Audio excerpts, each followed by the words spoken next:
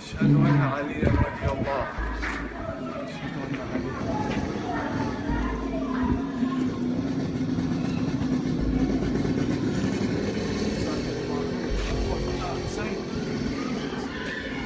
بسم الله الرحمن الرحيم.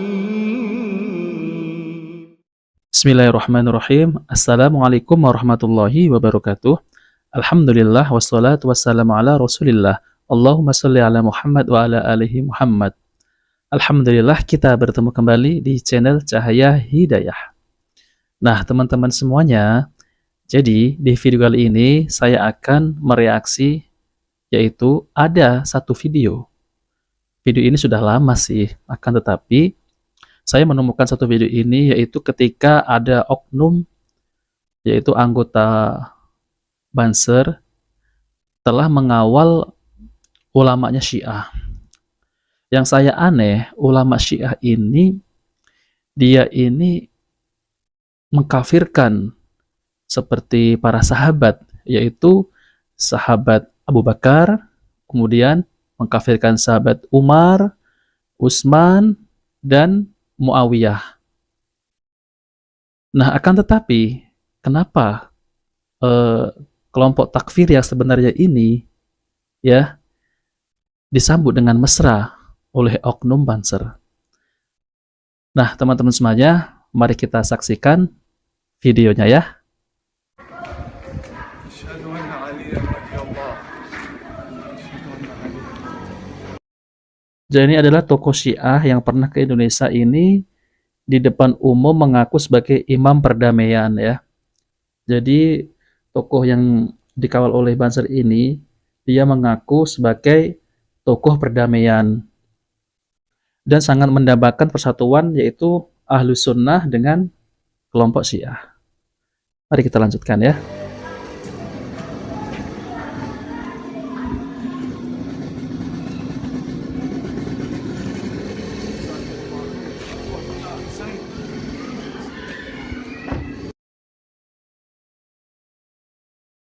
Nah, jadi di sini dia berkunjung ke Masjid Sunni ya untuk mempererat tali silaturahmi ya. Jadi ulamanya Syiah ini berkunjung di Masjid Sunni, dia konon dia itu menyambung silaturahmi dengan kelompok Ahlus Sunnah wal Jamaah. Jadi di sini namanya Imam Tauhidi. Mari kita lanjutkan.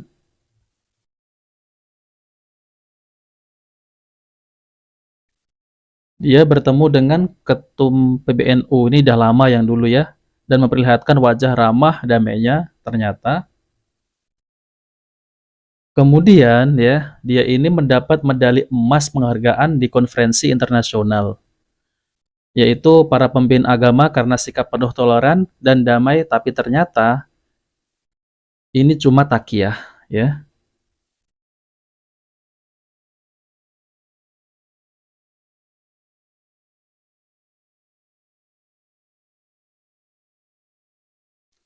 Ternyata semua itu hanya dusta takiyah ala Syiah. لعن على عدوك يا علي فاطمة أما اليوم أمك يوم سبك يوم عايشة لعن على عدوك يا علي فاطمة أما اليوم أمك. Many of us today believe that Muawiyah is the son of Abu Banyak dari kita berpikir Muawiyah adalah putranya Abu Sufyan. Sufyan, and this is not a fact. This is not a historical fact. And the second was because there is something between Muawiyah and Umar, and later on we find that they inherit each other. Therefore, when you take a look at Nahj al-Balagh and the writings of Al-Allam al-Hilli and who they refer to, you find that no one that can oppose Ahlul Bayt, number one, number two, number three, Muawiyah, Yazid, all of them, except that they are of haram birth. Subhanallah ya. Jadi mereka mengatakan bahwa Abu Bakar, kemudian Umar, Utsman, dan kemudian Muawiyah, kemudian Ibunda Aisyah juga ya. Jadi mereka semua dilahirkan secara haram. Subhanallah, astagfirullah. Yang saya heran kenapa ulama Syiah ini ya disambut mesra dengan oknum Banser.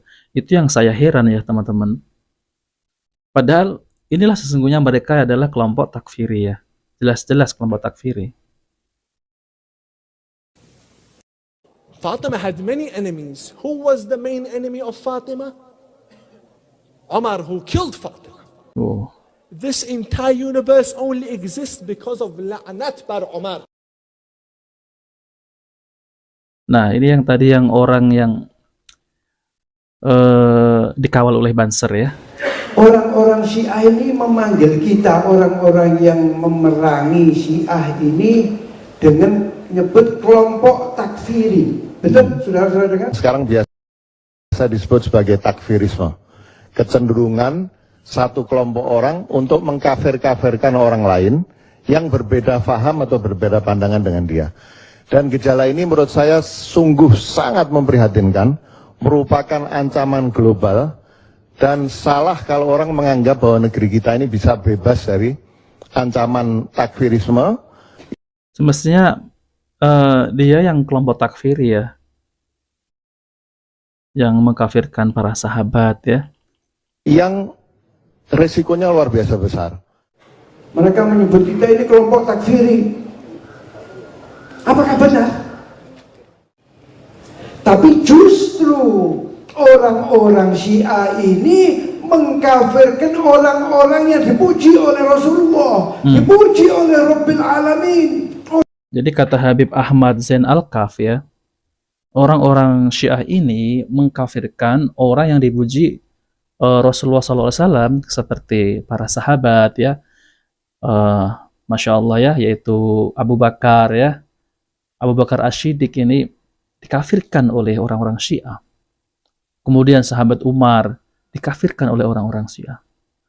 Sahabat Utsman dikafirkan. Padahal sahabat ini sudah dijamin masuk surga oleh Allah Subhanahu wa taala. Kenapa kok bisa dikafirkan kelompok Syiah?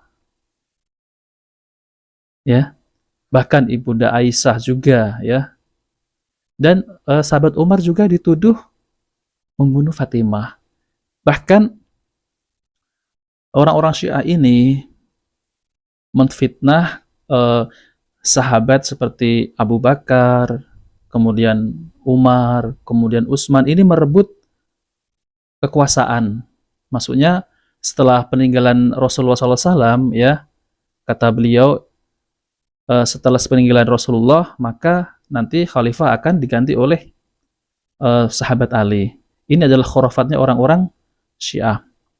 Nah teman-teman semuanya, jadi kita akan mengambil ilmu dari Ustadz Dr. Firanda Andirja MA Hafidhullah Ta'ala, yaitu tentang khurafatnya orang-orang Syiah ini. Kenapa orang-orang Syiah ini mengkafirkan para sahabat Nabi SAW yang sudah dijamin masuk surga, seperti Abu Bakar dan lain-lain.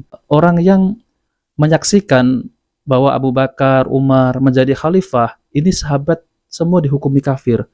Subhanallah, ini sangat ngeri sekali ya teman-teman semuanya. Semestinya yang takfiri itu bukan salafi yang dituduh takfiri ya, bahkan kajiannya dibubarkan. Sesungguhnya yang takfir itulah orang-orang Syiah. Nah, mari kita dengarkan ya penjelasan dari Ustadz Dr. Firanda Andirja MA Hafidhullah Ta'ala. Ali bin Abi Thalib. Itu disampaikan di mana? Disampaikan di Al-Ghadir. Makanya orang-orang Syiah punya hari Id yang ketiga, Idul Fitri, Idul Adha sama Idul Ghadir. Kenapa? Karena disitulah Nabi memberikan wasiat di hadapan para sahabat bahwasanya yang akan menjadi penggantiku setelah aku meninggal dunia adalah siapa? Ali bin Abi Thalib. Ini khurafat mereka. Awal daripada khurafat mereka. Kemudian ya, ternyata waktu Nabi SAW meninggal dunia, siapa yang diangkat menjadi khalifah? Abu Bakar radhiyallahu anhu. Nah, ini musibah bagi Syiah ya. Menurut Syiah yang harusnya jadi pemimpin adalah Ali bin Abi Thalib. Berarti Abu Bakar telah merebut ya, telah kufur kepada wasiat Nabi SAW. Nabi suruh dan Abu Bakar dan para sahabat hadir di Al-Ghadir bahwa saya yang menjadi penggantiku adalah Ali. Ternyata Abu Bakar kufur. Setelah Abu Bakar kufur, Umar kemudian mengambil kepemimpinan, kufur juga kepada Ali. Kemudian Umar kufur, Utsman juga ngambil kepemimpinan dari siapa? Merampas kepemimpinan daripada Ali. Sehingga tiga ini kafir. Dan seluruh sahabat tatkala mengangkat Abu Bakar sebagai pemimpin, maka mereka semua murtad tatkala itu. Apa dalilnya? Ya. Kata Allah Subhanahu wa taala, "Wa Muhammadun illa rasulun qad khalat min qablihi rusul afa immata aw qutilan qalabatum ala aqabikum." Tidaklah Muhammad kecuali hanyalah seorang rasul, telah berlalu rasul-rasul sebelumnya yang mereka juga meninggal dunia. Apakah jika Nabi Muhammad meninggal dunia atau terbunuh, kalian akan murtad? Ya, kata mereka ini ayat menunjukkan sahabat murtad semua tatkala itu. Tatkala Nabi apa? Dan ayat tadi juga enggak ada hubungannya dengan masalah wasiat, tapi mereka gatok-gatokkan sebagaimana kalau kita bilang tafsir gatok ya. Jadi dari sini mereka mengkafirkan para sahabat. Dan seluruh sahabat yang membenarkan Abu Bakar, maka mereka juga kafir. Dan semua yang mengimani Abu Bakar adalah khalifah yang pertama, semuanya kafir. Kenapa? Karena berarti akidah mereka tentang Imam 12 hancur. Karena imam pertama harusnya siapa? Ali bin Abi Thalib. Maka sebelum Ali bin Abi Thalib tidak ada yang boleh sah. Yang sah cuma 12 imam. Paham? Paham tidak? Paham. Maka dari sini antum tahu bahwasanya Ahlus Sunnah atau Muslim Islam dan Syiah tidak mungkin bersatu. Kenapa saya katakan? Islam dibangun di atas meyakini sahabat adalah orang-orang yang udul, yang adil.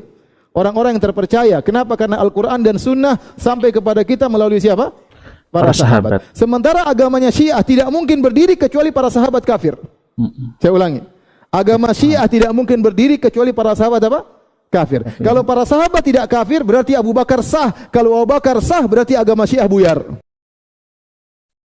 Nah, teman-teman semuanya, jadi kita sudah mendengarkan penjelasan dari Ustadz Dr. Firanda Anirja MA Hafidhullah Ta'ala.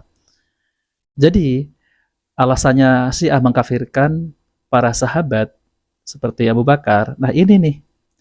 Jadi orang-orang Syiah ini mengkafirkan para sahabat dengan berdalil yang tidak nyambung, yang seperti Ustadz Dr. Firanda Anirja MA Hafidhullah Ta'ala tadi jelaskan. Jadi dia mengambil dalil dari Al-Quran, kemudian cok gali cok gitu ya. Jadi cocok logi.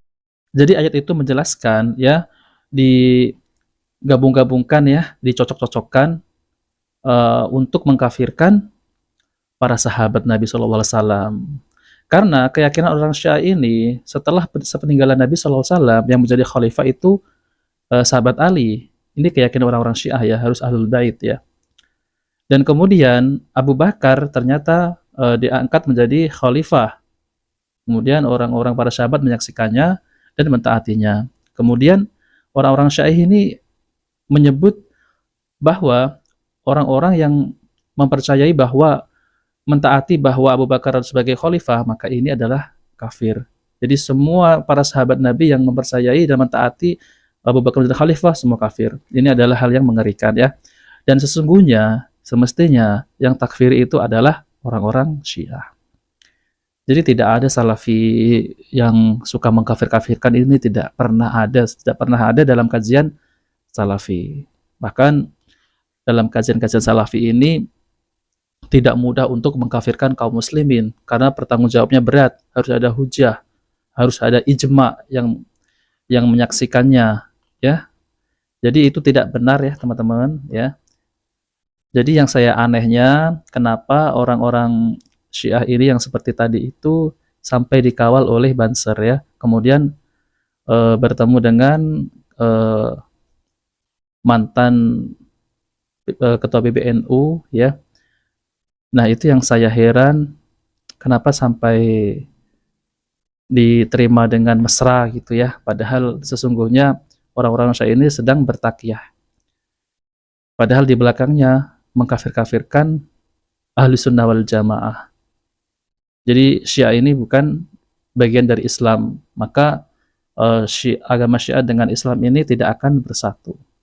Nah oke teman-teman semuanya, jadi sudah jelas ya penjelasan dari Ustadz Dr. Firanda Anirja, yaitu terkait tentang kenapa Syiah ini sangat membenci banget sama para sahabat Nabi SAW yang dijamin masuk surga. Yang Allah puji langsung ya. Oke teman-teman semuanya, jika video ini bermanfaat, jangan lupa like dan subscribe di channel Cahaya Hidayah. Wabillahi taufiq wal hidayah. Wassalamualaikum warahmatullahi wabarakatuh.